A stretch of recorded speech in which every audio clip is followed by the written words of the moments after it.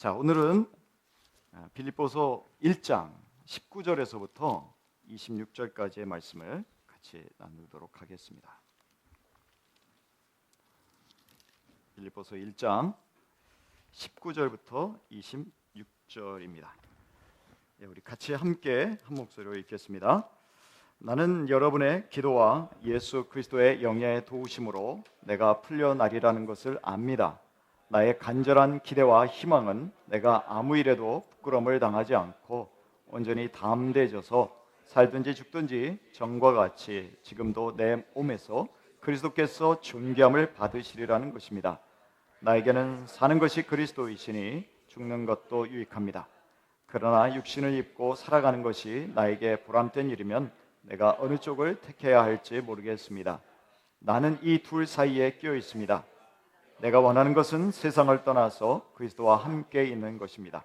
그것이 훨씬 더 나으나 내가 육신으로 남아있는 것이 여러분에게는 더 필요할 것입니다. 나는 이렇게 확신하기 때문에 여러분의 발전과 믿음의 기쁨을 더하기 위하여 여러분 모두와 함께 머물러 있어야 할 것으로 압니다. 내가 다시 여러분에게로 가면 여러분의 자랑거리가 그리스도 예수 안에서 나 때문에 많아질 것입니다. 아멘.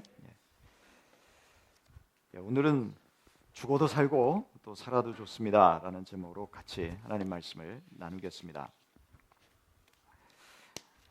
오늘 우리가 암송한 말씀을 통해서도 보았습니다만 바울이 갇혀 있을 때 오히려 그것을 시기하는 사람들은 더 좋아했습니다. 야, 그것 봐라, 혼자 잘난 척하더니 저렇게 갇혀 있는데 저렇게 갇혀 있으면 복음을 제대로 전할 수 있어. 좀 지혜로워야지. 우리처럼 이렇게 갇혀 있지 않고 또 복음을 전할 수 있으면 그게 훨씬 더 하나님 앞에 좋은 거 아니야? 교회에게도 좋은 거 아니야? 괜히 저렇게 혼자 뭐랄까 요즘처럼 잘난 척했다 그럴까요? 바울만한 독보적인 존재가 없었죠. 그러니까 주변에 시기하는 사람들도 많았을 것입니다. 그래서 아마 바울이 갇혔을 때 이제 우리가 그 자리를 차지하고 또 바울과 같은 명성을 얻고 또 교회에서도 존경을 받는 그런 사람들이 되어야겠다라고 생각하는 사람들이 있었습니다. 그리고 그들은 그런 잘못된 동기를 가지고 복음을 전했습니다. 선한 동기를 갖고 복음을 전하는 사람들도 있었죠. 야, 우리 바울 선생님이 저렇게, 바울 목사님이 저렇게 갇혀 있으니 우리라도, 자유로운 우리라도 열심히 복음을 전하자. 그래서 주변에는 복음 전하는 사람이 더 많아졌다는 거예요. 그러니까 바울은 자, 나쁜 동기로 하든지 좋은 동기로 하든지 복음이 전해졌다면, 그리스도가 전해졌다면 그건 진짜 기뻐할 일이야. 나는 앞으로도 계속 기뻐할 거야 라고 고백한 것이 오늘 저희가 암송한 구절이라는 것이죠. 19절에 뭐라고 되어 있냐면 나는 여러분의 기도와 예수 그리스도의 영의 도우심으로 내가 풀려나리라는 것을 압니다. 아마 이제 개정 성경에 보면은 구원받게 되리라 이렇게 표시가 되어 있는데 저희가 읽는 새번역 성경은 완전히 이것을 자기 나름대로 신학적인 관점에서 재해석을 한 거예요. 그러니까 우리가 이제 새번역 성경도 있고 개정 성경도 있습니다만 다 이게 완벽하지가 않습니다. 그래서 어떤 거는 이 번역이 좋고 또 어떤 거는 저 번역을 취해야겠다. 근데 그것도 목사에 따라서 다른 거예요. 그런데 저의 입장에서는 뭐냐면 새번역 성경이 맞는 것 같아요. 왜냐하면 이게 전체 문맥상으로 보면 사도 바울이 지금 자기가 풀려나리라는 것, 석방되리라는 것을 알고 확신하고 있는 것 같거든요. 그래서 저는 새번역을 따라서 그냥 말씀을 전하려고 합니다. 바울이 나는 여러분의 기도 와 예수 그리스도의 영의 도우심으로 내가 풀려나리라는 것을 압니다. 그렇게 말합니다.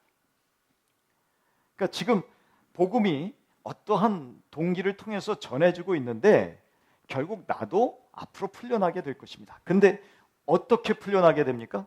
무엇을 통해서 풀려나게 됩니까? 빌립보 교인들 당신들의 기도를 통해서라고 말합니다. 여러분 사도행전 12장에 보면 베드로가 복음을 전하다가 옥에 갇혔습니다. 근데 그 옥에 갇혀 있을 때 예루살렘 교회 성도들이 마가의 다락방, 그 마가의 어머니의 집이었던 아주 넓은 그곳에서 오순절에 성령이 임했던 그곳이기도 합니다만, 그곳에서 사람들이 모여서 베드로의 석방을 위해서 기도했습니다. 그랬더니 하나님께서 천사를 보내주셔서 베드로가 감옥에서 기적적으로 나올 수 있었습니다. 천사가 옥문을 열고 누구도 간수도 깨어나지 못하는 그런 상태를 만들어 버리고서 그들로 아주 잠잠하게 자게 만들어 놓고 베드로만 쏙 감옥 밖으로 빼낸 것입니다. 나중에 갔더니 사람들이 너무 놀래가지고 베드로가 아닌 줄 알았어요. 베드로 유령인 줄 알았어요. 자기들이 기도해놓고 이렇게 기도의 응답이 올 줄 몰랐다는 것이죠. 사도 바울도 갇혀 있습니다만 빌립보 성도님들이 지금 당신들이 기도하는 그 기도를 통해서 나는 풀려나리라는 것을 압니다. 여기에 기도는요, 간구라는 말입니다. 헬라어로 그냥 기도가 있고 또 간구라는 말이 있어요. 기도는 그냥 일반적인 하나님과의 소통을 의미합니다. 그러나 간구라는 말을 썼어요. 간구라는 말은 뭡니까? 구체적인 목표가 있는 거예요. 구체적인 기도 제목이 있는 거예요. 그게 무엇입니까? 우리 바울 선생님, 바울 목사님 석방되게 해주세요 라는 것이죠. 그래서 그 간구를 드릴 때 그리스도의 영의 도우심으로 라고 되어 있습니다. 그러니까 기도만으로 바울이 풀려내리라고 얘기하지 않습니다. 기도를 할 때 누가 역사하느냐? 그 기도를 받아서 하나님 아버지께 올려주시는 분이 있죠. 우리는 그분을 중보자라고 합니다. 중보자, 우리의 기도를 받아서 하나님 아버지께 올려드리시는 그분, 중보자가 두 분이 계십니다. 한 분은 우리의 유일한 중보자가 되신다고 되어 있는 한 분 중보자이시다라고 되어 있는 예수 그리스도요. 또 바울이 로마서 8장 26절에 뭐라고 되어 있느냐? 한번 같이 보실까요? 로마서 8장 26절 한번 앞에 스크린 나와 있는데요. 같이 한번 읽겠습니다. 이와 같이 성령께서도 우리의 약함을 도와주십니다. 우리는 어떻게 기도해야 할지도 알지 못하지만 성령께서 친히 이루다 말할 수 없는 탄식으로 우리를 대신하여 간구하여 주십니다. 성령님이 계시는 거예요. 그래서 오늘 여기에 예수 그리스도도 나오고 영도 나오는 거예요. 그러니까 성령님은 예수 그리스도의 영이십니다. 근데 성령님과 예수님을 각각 써도 되는데 바울은 여기 두 분을 갖다가 다 언급하고 있는 거예요. 여러분, 성령님은요 철저하게 예수님의 말씀을 증거하시는 분입니다.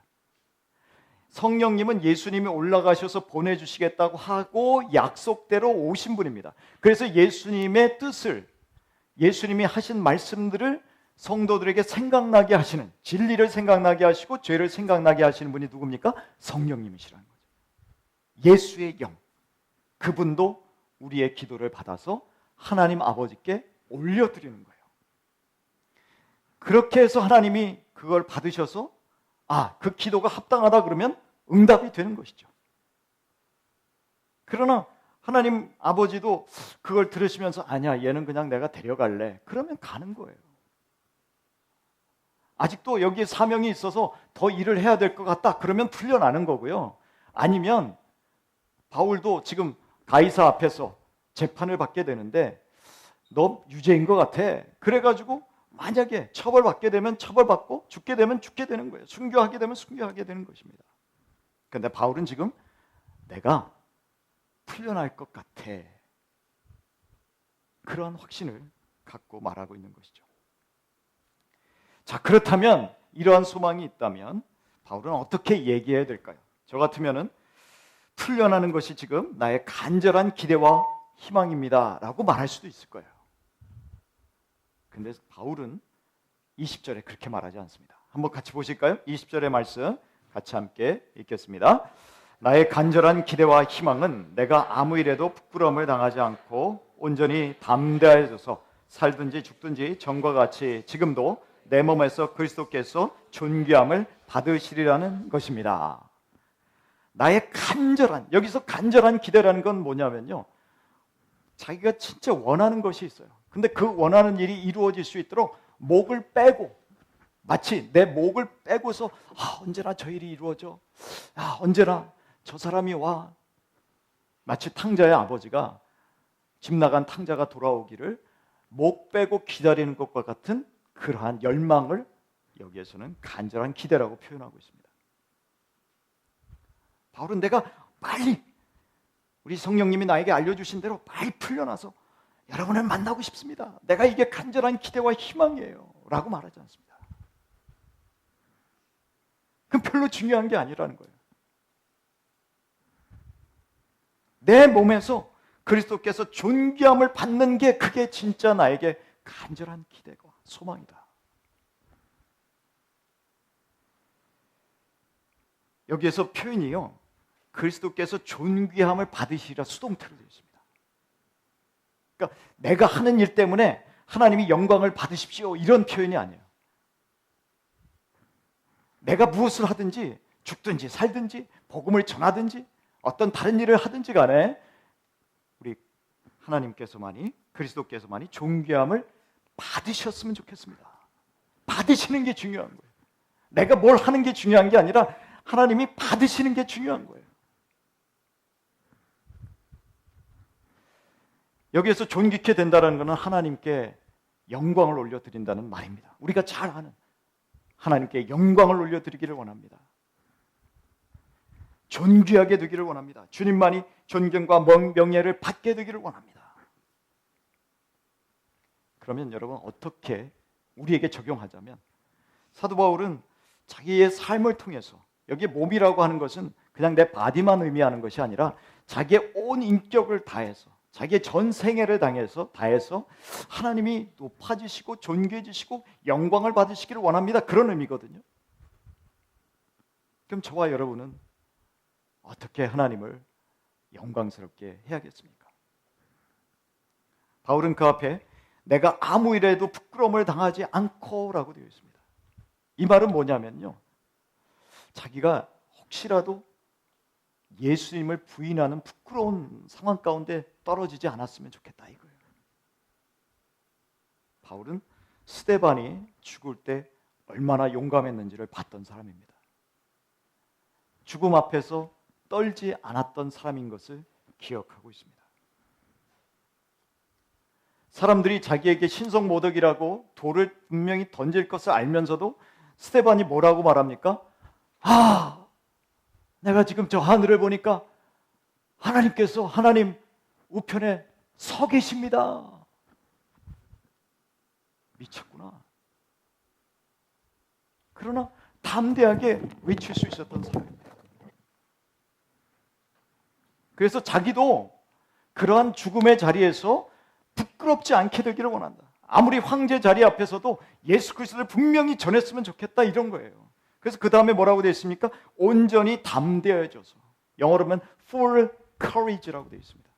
충만한 용기를 가지고 그리스도를 전하고 자기에게 주신 사명을 다하고, 그래서 살든지 죽든지 전과 같이 내 삶을 통해서 그리스도가 존귀케 되기를 원합니다 라는 것이죠. 일제시대에 어떤 분이 순사한테 가가지고 나 신사 참배 안 할 테니까 나 잡아가서 나 죽이시오. 나 순교하고 싶소. 그랬답니다. 그랬더니 순사가 하는 말이 그냥 집에나 가라고. 그래서 그분이 오면서 드는 생각이, 야, 순교라는 것도 내 마음대로 안 되는구나. 내가 죽겠다고 해서 순교가 되는 게 아니구나. 뭐 그런 사건도 있었다고 합니다. 여러분, 폴리캅이라는 그러한 그 사도 요한의 제자가 있습니다. 이분이 88세에 이제 순교를 하셨는데요. 근데 이분을 잡아서 재판하는 사람이 새파란 젊은 분이었어요. 근데 젊은 재판관이 보니까 자기의 아버지 뻘 되는 것 같고 할아버지 뻘 되는 분이 자기한테 재판을 받고 이제 죽어야 되는 그런 상황인데 참 보니까 안쓰럽더라고요. 그런 마음이 들었어요. 그래서 재판관이 불러서 이야기를 합니다. 당신 오늘 이 자리에서만 예수를 안 믿는다고 말하고 집에 가서는 잘 믿으시오. 그러면 내가 풀어주겠어. 그러자 폴리캅이 뭐라고 얘기했는지 아십니까? 예수께서 88년 동안 나를 버리지 않으셨는데 내가 몇 년 더 살려고 예수님을 부인하겠소? 걱정하지 말고 나를 처형하시오.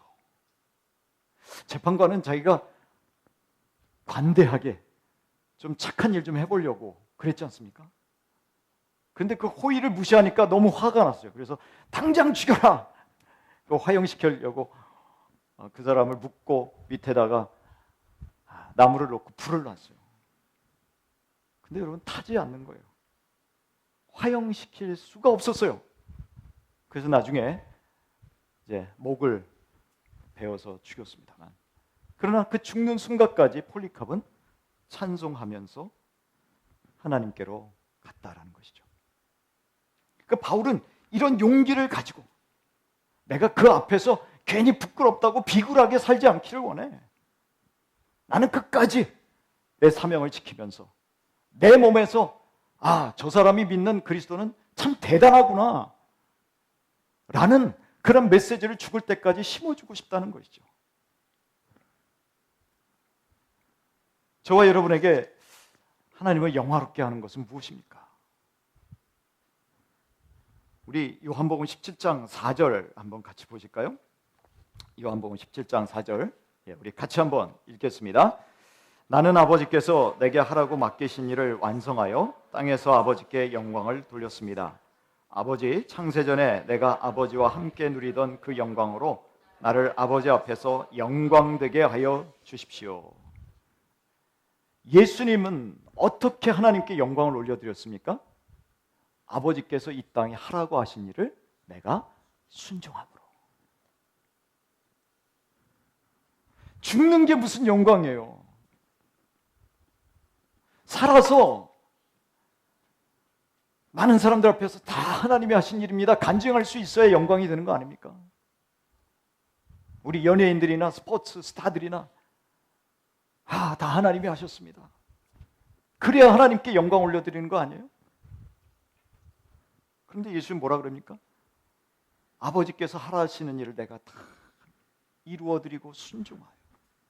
그게 무엇입니까? 궁극적으로는 죽는 거예요. 내가 죽는 자리, 이 자리까지 오게 됐어요. 순종하면서 이 자리까지 오게 됐어요. 그게 하나님께 영광이 되었다라는 거예요.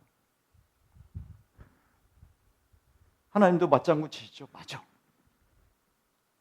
그게 바로 나를 영광스럽게 하는 거예요. 우리는 착각합니다. 내가 잘 되면 하나님께 영광이 된다고 생각해요. 내 자녀가 잘 되면 하나님께 영광이 된다고 생각해요. 그렇지 않습니다. 잘 되는 게 중요한 게 아닙니다. 하나님의 말씀에 순종하는지가 중요한 것이죠. 사도 바울은 자기에게 하나님이 맡겨주신 일을 목숨을 걸고 완성하려고 했어요. 그것을 끝까지 하나님께서 주신 사명을 감당하려고 했어요. 저와 여러분도 각자에게 주신 삶을 살아갈 때에, 그것을 감당하려고 할 때, 순종하며 살아갈 때에 하나님께서 그것을 보시고 잘했다. 바로 그거야. 내가 너의 삶을 통해서 영광을 받을게. 라고 말씀하시는 거죠. 예수님의 삶이 그것을 우리에게 알려주시고 있습니다. 아무 일에든지 전혀 부끄러움을 당하지 않는 것 간절히 바라면서 용기를 가지고 우리 하나님께서 맡겨주신 일을 최선을 다하겠다라는 것입니다. 21절에 나에게는 사는 것이 그리스도이시니 죽는 것도 유익합니다. 바울에게는요, 그리스도가 내 안에 살아있기 때문에 사는 것과 죽는 것이 별 차이가 없었습니다. 어차피 내 안에 생명이신 그리스도가 살기 때문에 내가 이 육신이 끊어진다고 하더라도 나의 생명은 여전히 예수님과 함께 계속해서 살아갈 것입니다. 영생을 누릴 것입니다.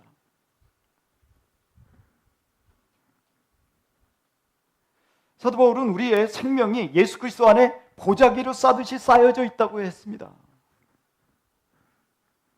내가 육신의 생명이 끊어지는 것 때문에 나의 영원한 생명이 없어지지 않습니다. 그래서 나에게는, 여기 강조해요. for to me. 나에게는, 뭐 다른 사람은 몰라도 나에게는 사는 것이 그리스도이니 죽는 것도 유익합니다. 유익하다는 말은 뭡니까? 얻는 것입니다. 죽는 것도 얻는 것입니다. 잃어버리는 게 아닙니다. 라고 고백할 수 있었습니다. 죽는 것은 비극이 아니라 얻는 것이죠. 죽는 것은 이 땅에서의 수고와 고통에서 해방되어서 그리스도를 대면하게 합니다. 성령으로 내가 예수님을 마음속에 모시고 살아가지만 그러나 죽으면 어떻게 됩니까? 그 내 사모하는 예수님을 내가 가까운 곳에서 만나서 대화할 수 있고 친교를 누릴 수 있다는 거예요. 그게 남는 거야. 그게 얻는 거야. 라고 말하고 있습니다. 죽음은 영생으로 나아가는 문이라는 것이죠. 22절 우리 같이 한번 읽어보겠습니다. 22절 시작. 그러나 육신을 입고 살아가는 것이 나에게 보람된 일이면 내가 어느 쪽을 택해야 할지 모르겠습니다.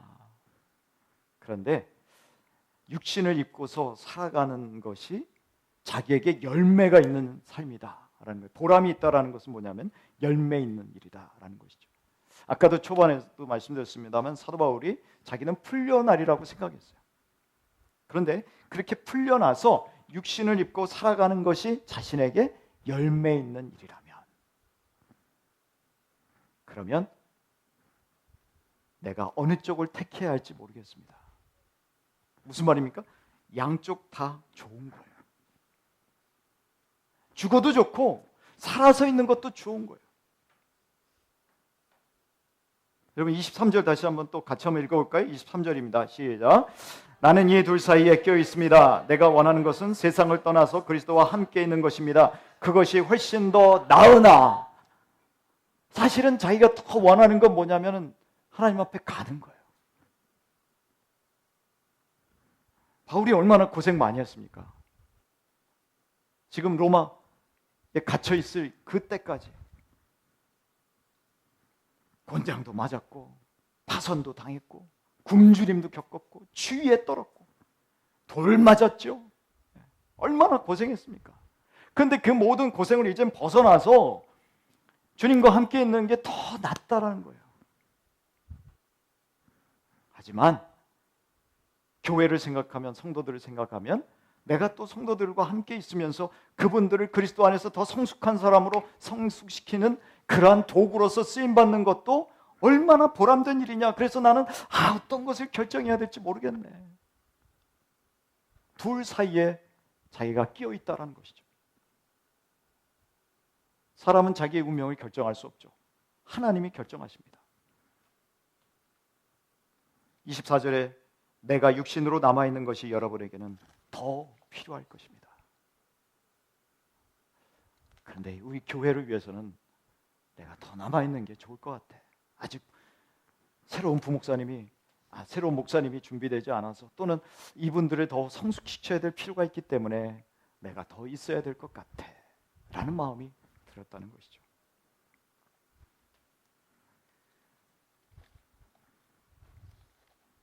죽는 것과 사는 것 사이에서 사도 바울은 행복한 고민을 하고 있습니다. 저는요, 그 엘리야 선지자를 가만히 생각해 보면 그 엘리야 선지자가 구약을 대표하는 선지자입니다. 예수님이 변화산상에서 본인의 별세하실 것, 돌아가실 것을 상의했을 때 나타난 두 명의 구약의 대표적인 사람이 누구냐면 모세와 엘리야였습니다. 그러니까 구약 성경의 모세, 엘리야는 넘사벽이에요. 굉장히 존경받는 사람입니다. 그런데 모세도 야, 너 이제 나랑 같이 가야겠다. 너 이제 올라와야겠다. 그랬더니 모세도 하나님 앞에 좀 이따 가면 안 됩니까? 제가 좀 가나안에 더 들어갔다가 가면 안 됩니까? 이랬었어요. 여러분, 엘리야는 어떤 사람인 줄 아십니까? 열왕기상 18장에 보면 갈멜산에서 하나님께 기도해서 불이 내려왔어요.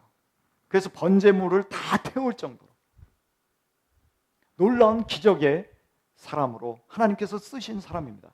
그런데 이세벨이라는 사람, 아합의 부인, 이스라엘 역사상 가장 악한 왕이 누구냐면 아합이라는 왕입니다. 그 아합이라는 왕을 만든 여자가 시돈의 공주 이세벨이었어요. 우상 숭배자죠. 그 악한 여인이 뭐라고 엘리야에게 전언했냐면 내가 너 죽일 거야 그랬습니다. 내가 너 죽일 거야. 우리 바알과 아세라 선지자들을 죽였지? 450명 죽였지? 내가 너 가만 안 둘 거야 그랬습니다. 하나님이 함께 하시면 이렇게 불도 내려오고 또 그날 3년 6개월 동안 비가 오지 않았는데 비도 내렸어요. 이런 능력의 선지자가 그래 날 죽이겠다고? 와서 죽여봐 라고 배짱 부릴 줄 알았죠. Full courage, 바울이 얘기하는 것처럼 그렇게 용기를 가지고 맞설 줄 알았죠. 안 그랬습니다. 엘리야가 주랭랑을 쳤습니다. 36개 도망쳤습니다. 북쪽에서 남쪽으로 쫙 도망갔어요. 부엘세바로 갔습니다. 그리고서는 로뎀나무 아래에서 저는 이제 죽고 싶습니다. 제가 이제 할 일 다 한 것 같아요. 이제 저는 주여 이제 죽여주십시오. 이제 이런 거예요. 여러분 요나 선지자를 아십니까? 요나 선지자는 어떻습니까? 하나님 말씀에 불순종해서 물고기 뱃속에 들어갔다가 사흘 만에 다시 살아나가 다시 물고기가 토해내가지고 니느웨에 가서 불순종했던 이 요나가 니느웨를 향해서 외쳤습니다. 니느웨 같은 저 짐승과 같은 놈들, 저 간악한 놈들, 사악한 놈들, 아주 잔인한 놈들, 저놈은 내가 전파해도 아마 회개하지 않을 거야 그랬는데 이게 웬일입니까? 그 메시지를 듣고 니느웨 백성들이 왕으로부터 다 회개했어요. 못마땅했어요. 그래서 산에 올라가서 쟤네들이 언제 망하나 쳐다봤습니다.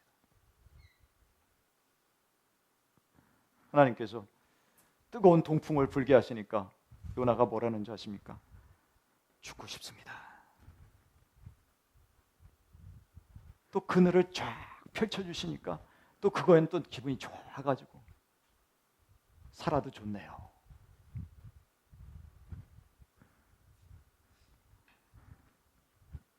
그래서 제가 이 말씀을 드리냐면 그 유명하고 위대한 선지자들도 인간적인 연약함을 다 갖고 있는 것이죠. 사도 바울도 죽는 것이 좋지만 그러나 하나님의 뜻이 어느 쪽에 더 있을까 생각하면 내가 더 살아야겠구나. 억지로 사는 게 아니라 적극적으로 살아가겠다라고 말하고 있습니다. 저는 어떻게 보면 바울이 더 위대한 것 같아요. 엘리야나 우리 요나 선지자나 이런 분들보다 야 사도 바울이 더 성숙한 분 아니야 라는 생각을 하기도 했습니다. 저는 누구 한 사람을 높이자고 말씀드리는 것은 아닙니다. 그는 무엇이 교회의 최선인지 우선순위를 두고 있는 것이죠. 그는 자신에게 최선인 것에 우선순위를 두지 않았습니다. 저와 여러분에게도 나에게 최선인 것과 아니면 내 가족들과 또는 내 공동체와 또는 내가 사랑하는 사람들 앞에서 무엇이 최선인가? 나의 최선과 다른 사람의 유익을 생각할 때 무엇을 결정해야 될까? 아마 사도 바울은 우리에게 그런 결정에 중요한 하나의 본보기를 제공하고 있다고 할 수 있습니다. 우리가요 가야 할 궁극적인 본향인 하늘을 잊어서도 안 되겠지만 그리스도와 함께 있기만을 바라면서 주님이 우리를 불러주시고 명하신 일을 소홀히 해서도 안 될 것입니다. 셰익스피어가 영국의 대문호 아닙니까? 이렇게 쫙 들어갈 때 사람들이 그를 보면 다 일어섰어요. 존경의 표시로 다 일어섰습니다. 청소하던 청소부가 자기가 가면 누구 하나 자기를 아는 척하거나 인사도 안 하는데 셰익스피어가 쫙 들어갈 때 사람들이 다 일어서가지고 존경을 표하니까 그게 너무 마음이 너무 쓰렸어요. 야, 쟤도 남자고 나도 남자인데 나는 왜 이렇게 초라하냐? 왜 나는 이렇게 땅이나 쓸고 있고 구석이나 쓸고 있는 내가 얼마나 초라하냐? 그런 마음이 들었어요. 그래서 자기도 모르게 빗자루를 그냥 스르르 던질 수밖에 없는 상황이었다고 합니다. 셰익스피어가 그 모습을 보고서 왜 그러시오? 그렇게 물으니까 당신이 많이 낙심한 것 같은데 왜 그렇습니까? 그랬더니 당신하고 내가 너무 비교가 돼가지고 내가 너무 마음이 안 좋습니다. 그랬더니 셰익스피어가 이런 말을 했습니다. 그래도 당신은 영국의 한 모퉁이를 쓸고 있는 거예요. 그리고 지금 당신은 세계의 한 모퉁이를 쓸고 있는데 왜 부끄럽게 생각하시오? 그제서야 청소하시던 분이 내가 마당 한 구석을 쓸고 있는 줄 알았더니 세계의 한 모퉁이를 쓸고 있었구나. 그리고 또 열심히 일을 했다고 합니다. 여러분, 우리 데살로니가전서 4장 11절과 12절 한번 같이 보실까요? 데살로니가전서 4장 11절 12절입니다. 같이 읽겠습니다. 그리고 우리가 여러분에게 명령한 대로 조용히 살기를 힘쓰고 자기 일에 전념하고 자기 손으로 일을 하십시오. 그리하여 여러분은 바깥 사람을 대하여 품위 있게 살아가야 하고 또 아무에게도 신세를 지닌 일이 없도록 해야 할 것입니다. 바울은요, 재림을 준비한다는 사람들이 재림을 준비한다면서 기도원에 처박히는 거 원하지 않았습니다. 내 재산 다 팔아가지고 이제는 기도원에 기부하고 거기서 맨날 예수님 오시기만을 기다리면서 그러면서 살아야겠다. 그러지 말라라는 거예요. 그냥 지금 있는 상황에서 하나님이 맡겨주신 일을 최선을 다해서 그 일상을 살아가. 그게 예수님의 재림을 기다리는 삶이야. 특별한 일 하려고 하지 마.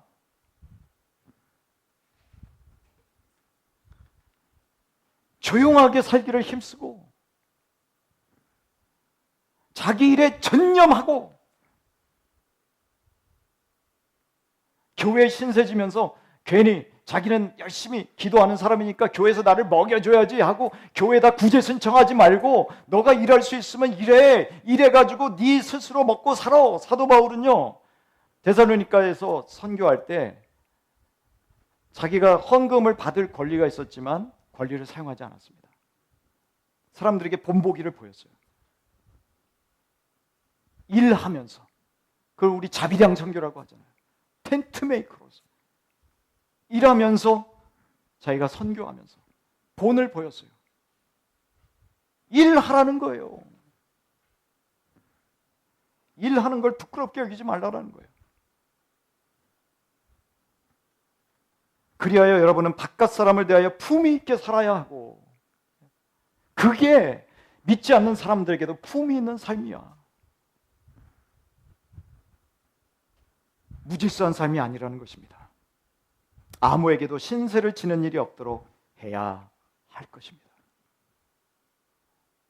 하나님께서 우리 각자에게 주신 그 사명의 자리에서 자기 일을 하라는 것입니다.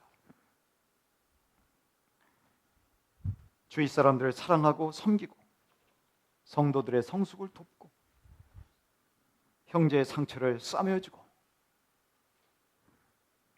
당신의 마당을 쓸고 직장과 학교에서 최선을 다해야 한다는 것입니다. 그래서 눈은 하늘을 바라보면서 언제 주님 오시지 하면서 기다리면서 살지만, 그래서 내 발은 매일매일 삶에서 내가 해야 될 일을 향해서 부지런히 달려가서 손과 발로 그 일을 하라는 것이죠.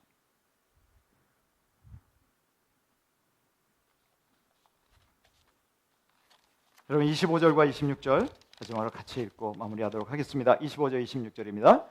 나는 이렇게 확신하기 때문에 여러분의 발전과 믿음의 기쁨을 더하기 위하여 여러분 모두와 함께 머물러 있어야 할 것으로 압니다. 내가 다시 여러분에게로 가면 여러분의 자랑거리가 그리스도 예수 안에서 나 때문에 많아질 것입니다. 바울은 결론적으로 이런 확신을 가지고 있기 때문에 죽지 않을 것이고 이제 빌립보로 살아서 돌아갈 것이다 라고 말합니다. 그래서 성도들의 믿음의 진보, 성숙하게 만드는 일에 자기가 최선을 다할 거라고 말해요. 그리고 그 믿음 때문에 성도들이 기뻐하며 살아갈 수 있도록 자기가 기여하겠다는 것입니다. 교인들의 믿음의 성장과 성숙과 기쁨을 위해서 자신들이 자기가 다시 한번 쓰임받게 되기를 바라고 있는 그런 것이죠. 내가 다시 여러분에게로 가면 여러분의 자랑거리가 그리스도 예수 안에서 나 때문에 많아질 것입니다. 아마도 빌립보 성도들은 야, 우리가 이렇게 간절히 기도했더니 하나님께서 우리의 기도를 들어주셨네. 자기 자랑이 아니라 그리스도 안에서의 자랑입니다. 그러한 그리스도 예수 안에서 교회의 자랑이 또 더 풍성해질 거라고 하는 것이죠. 19세기의 존 페이튼이라는 사람이 사우스 시 아일랜드에 선교사로 가려고 계획하고 있었다고 합니다. 어떤 늙은 그리스도인이 그에게 이렇게 말했습니다. 아마 당신은 거기에 가면 곧 식인종에게 잡혀서 죽을 것이요 라고 경고했습니다. 그러자 페이튼은 딕슨 씨, 지금부터 몇 년 뒤에 당신도 무덤에 누울 것입니다. 아마 거기서 벌레들에게 먹히겠지요. 당신에게 고백하건대 주 예수님을 섬기고 영화롭게 할 수만 있다면 내가 식인종에게 먹히든지 벌레에게 먹히든지 중요하지 않습니다. 내가 부활하는 위대한 날에 내 몸은 당시의 몸과 다를 바 없이 우리의 부활하신 구속자와 같은 모양으로 일어날 것입니다. 오직 한 번뿐인 인생, 그것은 속히 지나갈 것입니다. 그러나 그리스도를 위해 행한 것만이 영원할 것입니다. 저와 여러분에게도 간절한 기대와 소망이 우리 예수 그리스도를 존귀하게 하는 일이 되시기를 축복합니다. 우리의 몸을 통해서, 우리의 삶을 통해서 우리 예수님이 보여주셨던 모범처럼 오늘도 하나님께서 우리에게 각자 맡겨주신 사명이 무엇인지 그것을 다시 한번 깨닫고 분별하고